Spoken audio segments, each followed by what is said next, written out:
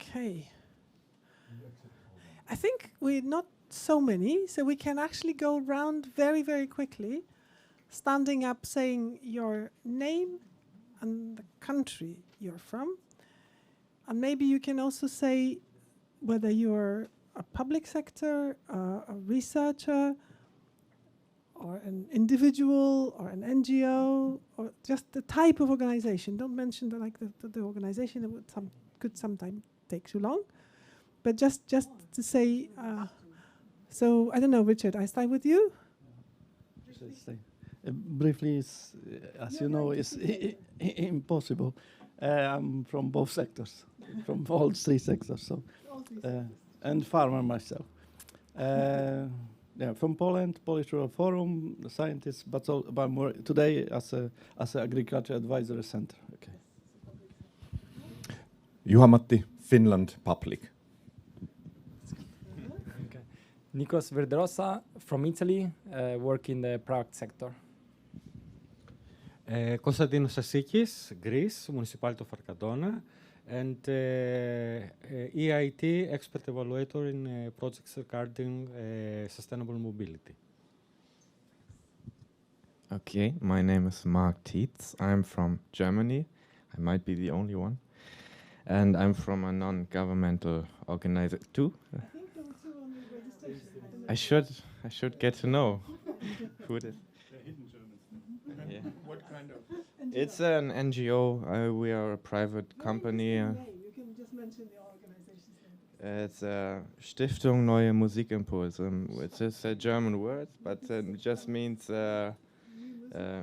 foundation, new music impulses. Yeah. Sorry. Oh yeah. Oh yes, of course, Leticia has to. Sure. But she is actually supporting us on this event. Exactly. I'm Leticia Barca from Spain, working here in AIDEL. So, of course, organization. And if you need anything, I'm here to help.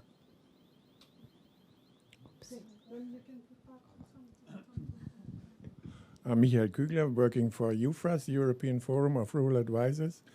I'm a European, but unfortunately still have a German passport. The European passport does not yet exist. Gabriel O'Connell, Ireland, LAG manager and representing our national leader network. Hello, I'm Maria Nizhnik. I represent science from northeast of Scotland, from the UK actually. So I have, I'm European, but regrettably I have, I forgot. Anyway, but I'm quite European, and I have led a SIMRA project, maybe you know, social innovation in marginalized rural areas, so I coordinated it. Yeah. Great. Hello, I'm Marc Bournisien de Valmont. I'm half French, half Spanish, and I work in the Rural Policy Unit at the OECD, based in Paris. Mm-hmm. I'm Klaus Bühle, working at the Committee of the Regions of Policy, and I'm happy to be both German and European. So we have more Germans than we thought. Yeah. I'm Nina Klein. I'm German, but I live, but I live in Belgium, and I represent Ecolise, which is community-led initiatives for sustainability. So I'm Susanna. I'm assistant in the European Parliament. I'm Cristina from Portugal, living in Portugal, European also. I'm a professor and researcher and a beekeeper. Ah, okay. So Terry, we missed you when Yes, I'm Terry Stavropoulos, Greek, married to a German, so there's the connection.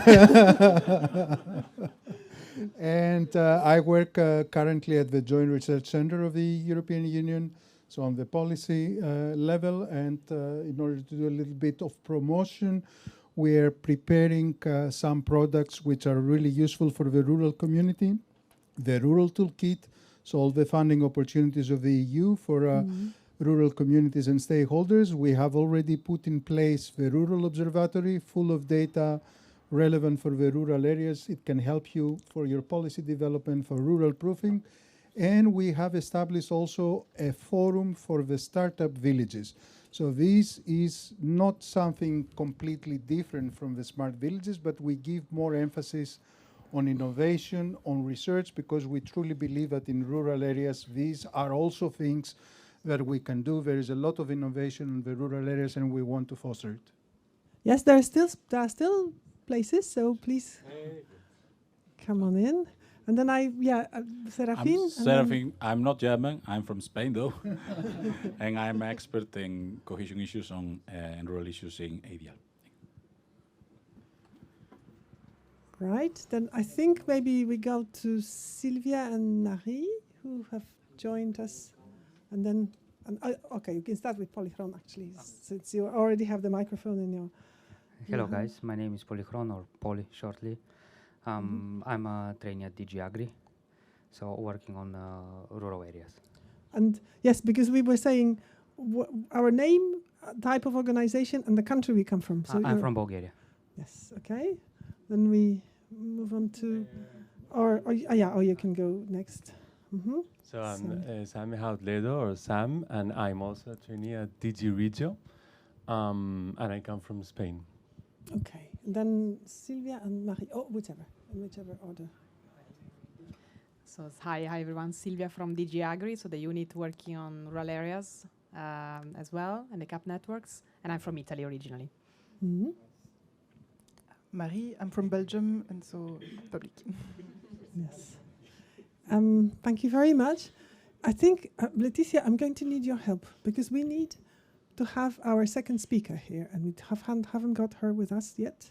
Christiana Gardikiotti. She's Greek, and she has this kind of flowing dress in orange color, more or less. If you can find her somewhere.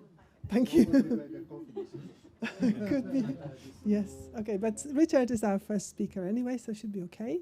Yes, please, there's still one chair.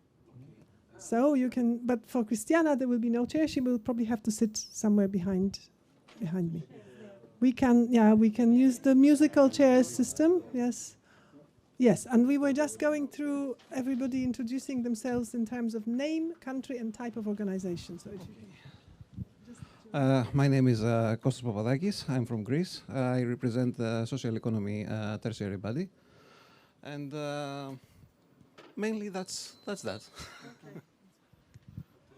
Thank you. So we have again a very nice mix of countries and let's say different backgrounds, but quite a lot of people I see from the researchers' side. So it's going to be interesting because this topic of the session is testing and piloting new solutions, new approaches.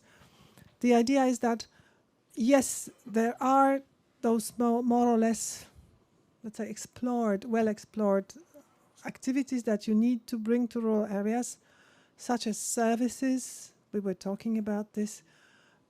You have to offer the people something to live on, so they have to have business development. So the first working group is talking about the services and attracting people to rural areas. The second group is talking about business development.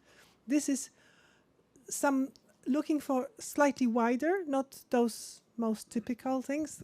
You have to do them as well. But we're looking at testing and piloting something slightly different. Although I have to say that some of the examples presented in the other groups are also pretty innovative. So this is, but specifically the ones we have chosen here are going beyond the sort of the standard toolbox. And I would like to introduce the first speaker, because the second speaker hopefully is coming, Richard Kamiński, who's already introduced himself, but just to say he's extremely active on the rural scene in Poland and also a little bit beyond. And indeed, he's wearing all the possible hats. He has many local NGOs, and he's vice president of the national organization, the Polish Rural Forum, as well as a researcher himself and someone who's working and has led. He has been much more involved in public policies. He was even Deputy Minister of Agriculture at a certain point. But now he's working in agricultural extensive services, and I hope I haven't insulted you by by mentioning all these things. Okay, so we go with the first presentation. Richard. Okay, thank you. And I Thank will you, try Ursula. to sit That, down somewhere. that's true. When our colleague will came, then it'll be easier. Okay. Yes, you have Sorry? this machine. Yes, Yeah, yes, yeah, so okay. Better try Mhm. to sit so that you can see a little bit. Sorry. Yeah. Sorry. That's our room. This is the smallest room, and we have Yeah, like the okay. smallest number of people, but still. Yes, I'm sorry about that. So yeah, you can use this chair. Yeah. Chairs. So talking about resources, this is very chairs and money. That's important for rural areas. So I use just a few hats, not all of them, but okay. I'm a member of 9 NGOs. Yeah, working in rural areas.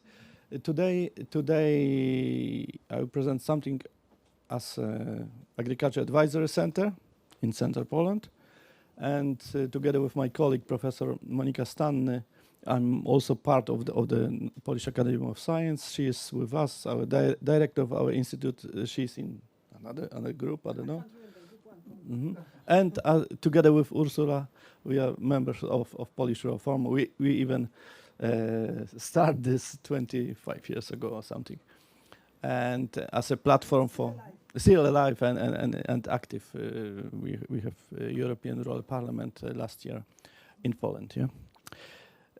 Anyway, about piloting and testing some local initiatives, I will show you something that I'm personally involved in Poland. But first about the situation. I don't know how it is.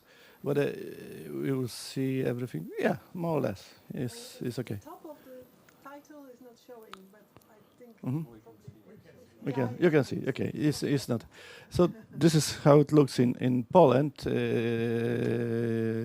This graph is prepared by my institute in Warsaw, Polish Academy of Science.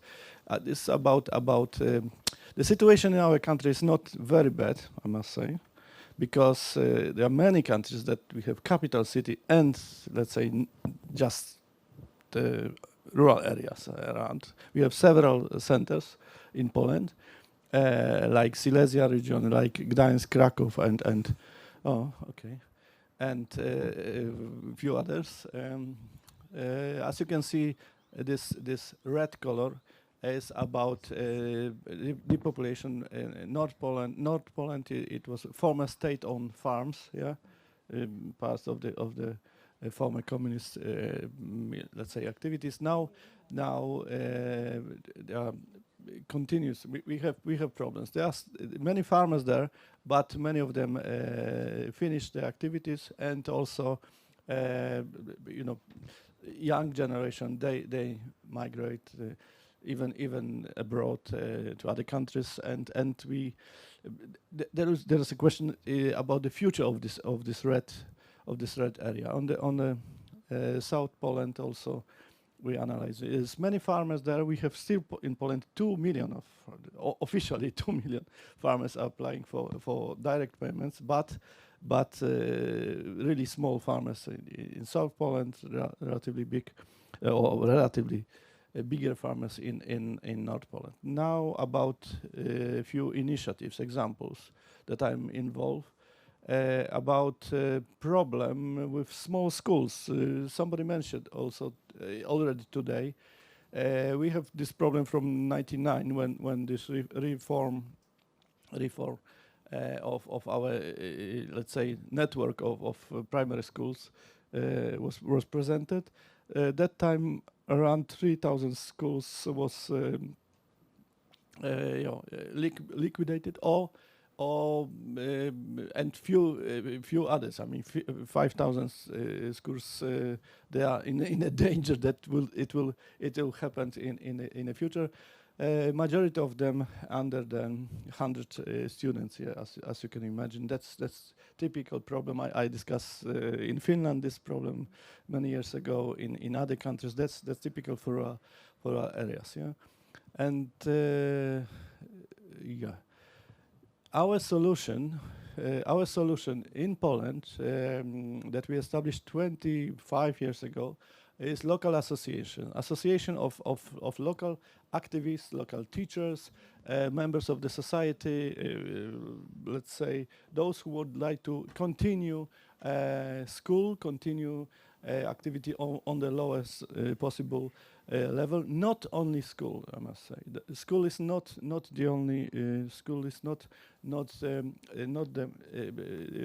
only activity, let's say, of this association. I will show you on next slide. I hope it will work. So, for the village society,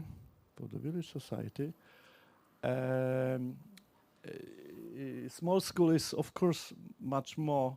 Let's say this association, our association, because I'm from the very beginning, from 2002, we established in my village this association, and it was, of course, education center for children, but also vocational and other training for adults, center of culture and social integration for elderly people, for any people, let's say, and even more, such an association in our case. The situation, but later we can discuss about, let's say, situation. For instance, in Finland, one village, one association. There is many examples in Europe. But in our case, at least, legal and identity for the village is something. Yeah, that they have something to continue. And then, of course, we fighting with unemployment. We trying to undertake different initiatives like tourism, like local products, etc., etc. This Olszewka and Lubasz, I live in Olszewka. So my association was established in 2002, as I said. From 2008, we start with the regular school activities. It was possible because money are running, following the students in Poland. You know, that's very important from the let's say policy, let's say point of view, from the possibility to copy this solution in other countries, because money are following the students. We have. Yeah, our teachers. At the moment we have 110 students, young children, and of course our teachers receive less money than in regular public schools. Yeah, that's like something like 70, maximum 80% of what's receiving teachers in regular, let's say, public school in nearest towns. But we trying to be active from the we receiving money from different projects. For 21 years we develop and we fulfill more than 60 different projects as a village association. We established something what we called Rural Academy of Skills for adults, yeah, which is our answer to lifelong learning activity, yeah. And by doing this, we offering mainly for adults, for old generation, and as you can see. Every year, several different projects. Our last year, we switched, of course, to photovoltaic panels, weather stations, air quality sensors. This is for farmers, but also for the whole society. This is important. Children could learn from this, and also adults could benefit. And for our school, is of course cheaper to to run such our school because it costs money. Coal is was very expensive. And now energy, of course. So that's our let's say activity from last year. This year we will change also. We will change heating system, which will be next step, but that's our plan for this year, for 2023. Other initiatives that I'm involved as it was my village, my association from my village, but as a regional advisory center, we start. I will present you two things. First is about problems with water for agriculture, which so drought is obvious. Climate change, we know all about it. We discuss every day about it and every news. Yeah, as you can see, the perspectives are even worse. Yeah, no. Perspectives are even worse, as you can see, not only in our country, in whole Europe, in whole world, unfortunately. So what's the answer? The answer probably is something what we, of course, everything is described in European level, all this directive and European documents. We probably know that they exist, but how to do it in practice, yeah? How to do something about it. So our solution was to establish, in fact, 2 years or 3 years ago, we established local water partnership, which was, of course, our original idea was to follow Spanish water tribunals. Yeah, they are, of course, a little bit longer. Because they for 1,000 years exist in Spain. Tell me if I'm wrong. That's also our inspiration. So we start in every single county. We have 300 counties in Poland, and in every county we start to offer this format. We offer this for farmers, but for local organization, for farmers union, for chambers, for water organization. Yeah, those who dealing with water. And the idea was sit together, think about water for agriculture. Think about what we could do about water, and establish local development water development plan. That's what happens now. We trying to collect some money for them. Another thing I think also very important is energy cooperatives, energy communities. Yeah, in Poland. Still we have big problem everywhere, or almost everywhere. We have problems with the energy mix. Almost half is from coal, which we have to change this. And the idea is, of course, to establish energy community. Yeah, our concept is to follow this time German solution, which is energy cooperatives. And in my center for a few years we trying to establish energy cooperatives for 2 regions of Poland, my region and Podlaskie region. And we have quite good, in my opinion, regulation on the national level for this. The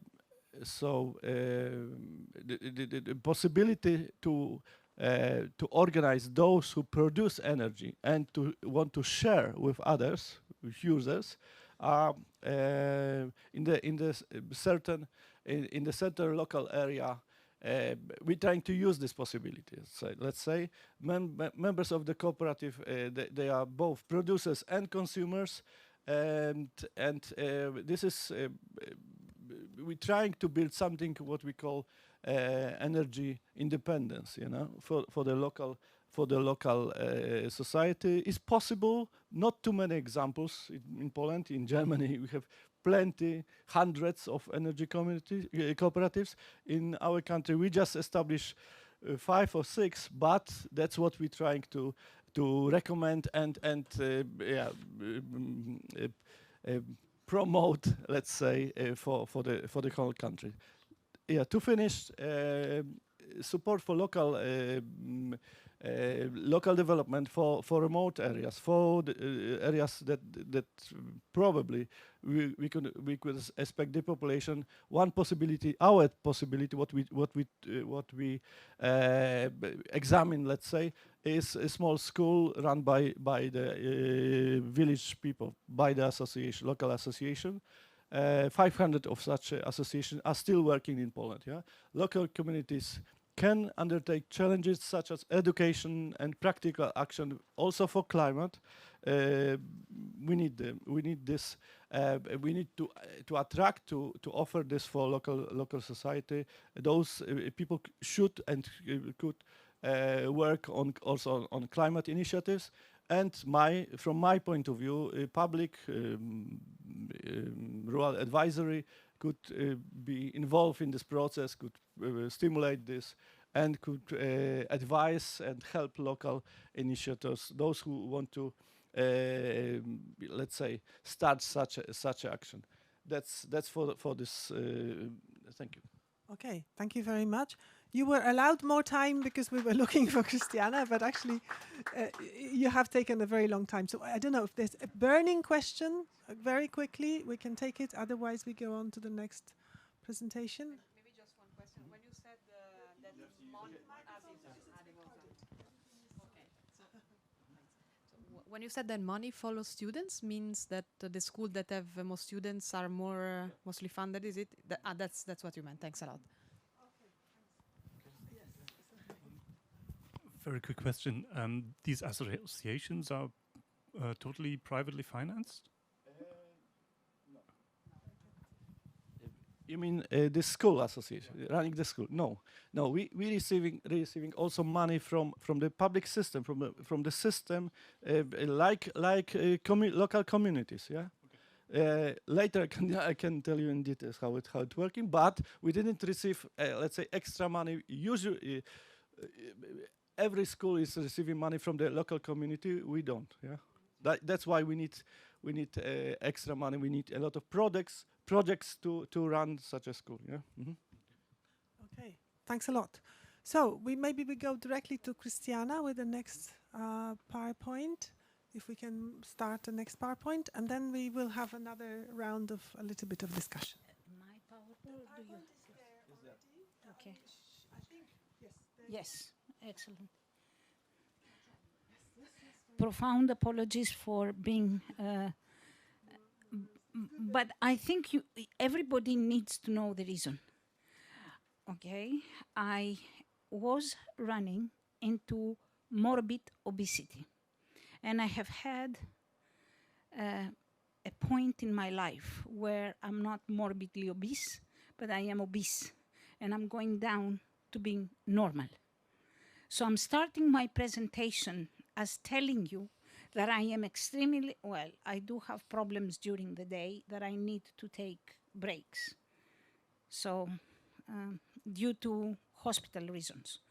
Now, I want to start my presentation with the following. It is better to put the money into the farmers than put the money into health.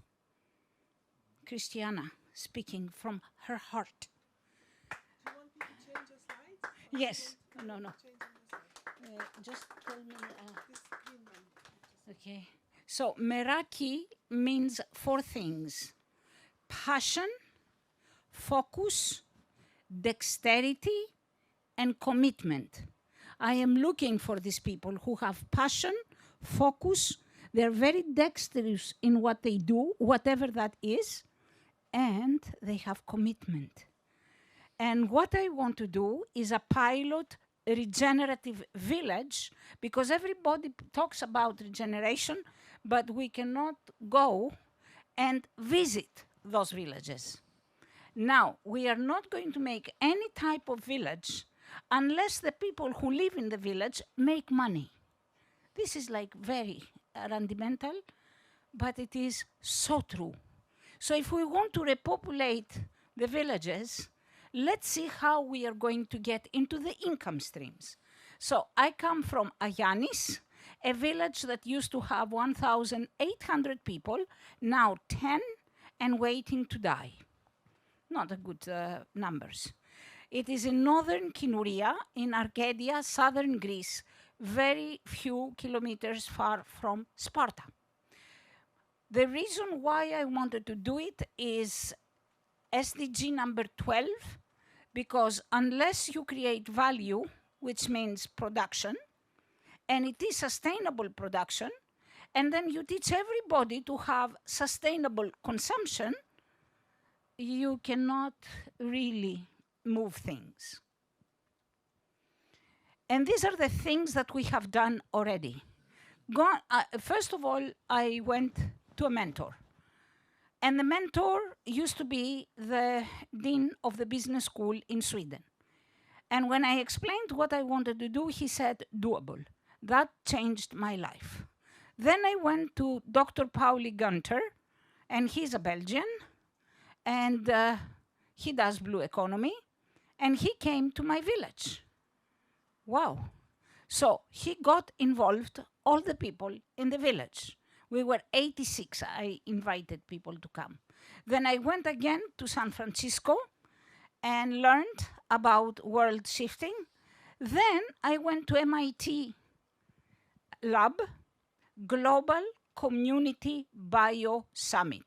I started as an attendee, then moved to a fellow, then moved to an organizer, and on the 15th of October, we are making the first community lab.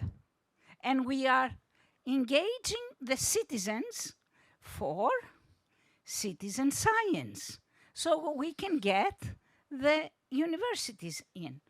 And then on that picture, you see that the people that came, they did a World Cafe twice, in English and in Greek, and in every other language.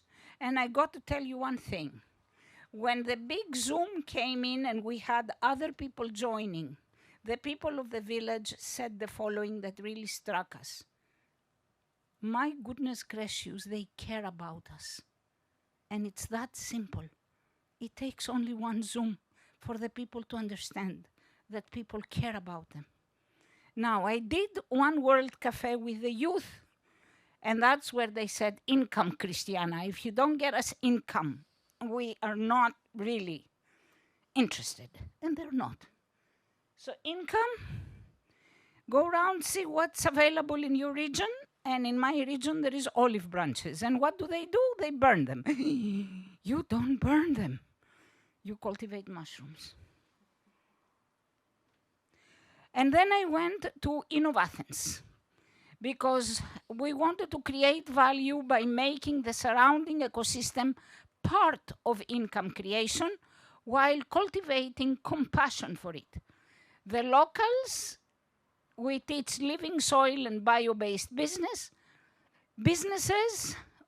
we create the employee branding, and we are doing ESG reporting. And governors, well, we say, you can really be heroes because you are now partners with the universities. Now, we offer a Yanis place as a means to an end. We go to the empty school and we make it into Bio Fab Lab business. This is our analog business. But we also want to have a platform where we can do all this virtually. This is my region, and I look at it and I cry, because this factory that you see down there, my dad was the CEO and it's now dead for 12 years. And what do I want to do it? The center of bio-based business. So we partner with science, technology, engineering, environment, arts, agriculture, and mathematics people to change mindsets from extractive to regenerative. We connect locals, decision makers, and ESG practitioners. Our product is biodiversity tourism, learning experiences, and community-to-community trading. Hope I will have it by the end of the year. And here is our first clients, because if you don't have clients, you don't have business, then you're not existing for investors. So these people have paid 1 week of coming and becoming footprint literate while co-design with locals net zero regenerative village. And this is exactly what we are doing. While we are using food for our central point. And of course, Biocyclic Vegan International, purely plant-based organic farming. Lessons, we go visit the guy that is doing it, excellent for soil health. Projects that we want to go to the market, algae, living soil, fungi, additive manufacturing, and biocyclic phytoponia. Of course, we would like to welcome competition because 1/3 of the 1,000 largest listed EU companies aim to reach net zero by 2050 with 9% on track so far. So we're not scared of competition. And of course, I cannot do that all by myself. I need to have all those soil experts, complexity, computer engineering, research and mathematics, energy, and the entrepreneur. I do want to go back. No, darn. Bottom? The red one? Yeah, one more. There. And by the way, I used to work for the New York Stock Exchange as a trader with Mary Lynch. So I do speak the language. However, I don't kind of embrace that language anymore. I embrace different things. So the change came from me, both in my health and in my language. And of course, financial projections. We would like to create digital neighborhoods and libraries and info and learning on the community. So important to have a center of dissemination and co-creation. It's a different thing for Christiana to go to the mayor and to the council, and it's a different thing to say, European community is here. It's totally different narrative. And of course, we can make money out of collection and data analysis. And of course, we can make thousands of products out of bio-based projects. And we are looking not for sharks to give us money, but for dolphins to play with us.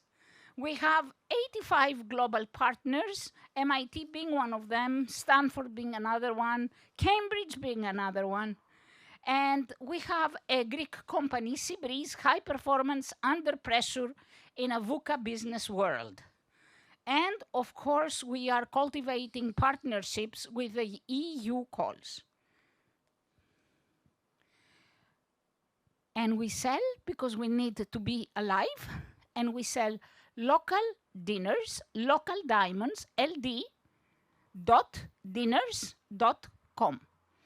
So, and we hope we take them to the farmers, we take them to the fishermen, and we take them to the women who make food.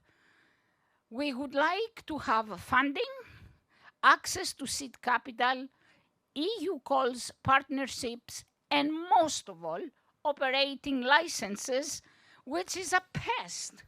I don't care if they listen to me, I hope they do, with the Greek government. I cannot set up my projects in 4 years. I need to set it up yesterday. So there is a little bit of action in here, okay? And this is it, and thank you very much, and I'm sorry I was late. Thank you very much, Christiana. It was really interesting, and I think we again I can allow one very quick question or by burning. Yes, Polychron. I just had it's more of a suggestion because I worked in a project in Greece some years ago. I don't know if you know the village Vanvako. It's in Laconia. Vanvako. It's the village of Stavros Niarchos, and they have they're obviously funded by Stavros Niarchos Foundation, so but they have very interesting initiatives also for an inspiration maybe that. We're on the other side of the mountain, Yeah. and we are doing it. Yeah. Yeah. Okay, great. And we're looking for an Iarchos too. Yeah. Yes. Just to make sure that everybody sure that I get that point there. just if anybody wants to say something, because there's a recording, just use the microphone every time. I know we can hear each other, but there's a recording to make sure. Was one last point? No? Leticia, go ahead. Of course, yes, you are the co-facilitator. You're just free to speak whenever you want. Thank you. No, I had also a proposal idea. I don't know if you know about Futural, that is an European project, or ISON project that ADEL is working on, but also the University. Futural. Yeah, Futural. It's also working with the University of Athens, and next year we are going to open an open call for smart solutions in small villages. So if you have proposals for that, or if you would like to participate, I can send you the information. And it's going to be between 30,000 and 120,000 euros per project. So, okay, already very practical. See, this is what the event is about, to network and to find solutions, and also very practical ideas for what policies should do to enable such projects. And this is now indeed the task I would like to put you to do something. But before we do, we will all work. Yeah, okay, sorry, very quickly. It is normally on, just speak.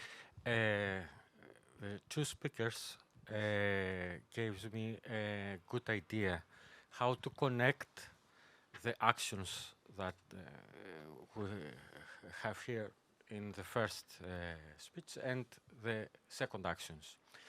I'm working for a village in central Greece. So one of the current projects that we have is the energy community. The second one, for which we have already been funded, is the neutralization of the agricultural production regarding the use of the water and regarding the telematics for this use of the water and the self-energy production of the pumps, of course by the solar panels.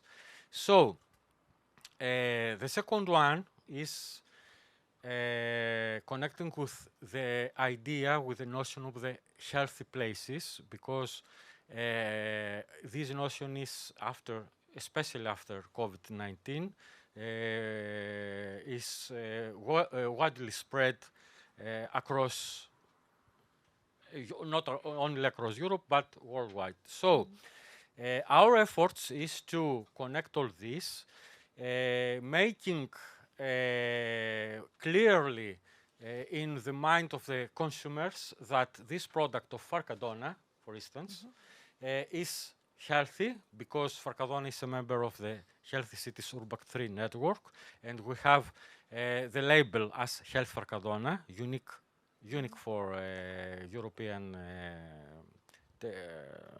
Union, yes. Given by Paris, by the Urbact authority, this label. So our intention is to make the consumer to every time he or she buys a product from Farcadona, to have in his or her mind that this is a healthy product produced by environmental and energy consumption neutral agricultural methods, and is making by the traditional is made by the traditional way, by free cattle breeding or stock breeding. Thank you very much. That's. I think that we understand the point, and I think this is like Christiana was saying earlier. She would welcome some competition, so I'm sure there will be more. Yes, but we get there. So now, one thing I want to ask you now very quickly, because we have very little time. Once we work in the working groups, we will design an enabling policy for these type of projects. So you have to put together all the things that you would wish for a policy that would support such a project as Christiana's, such a project as Richard's, such as projects as yours. So you will design a policy, and when we come back to the plenary, somebody will have to report back in plenary what we have worked out.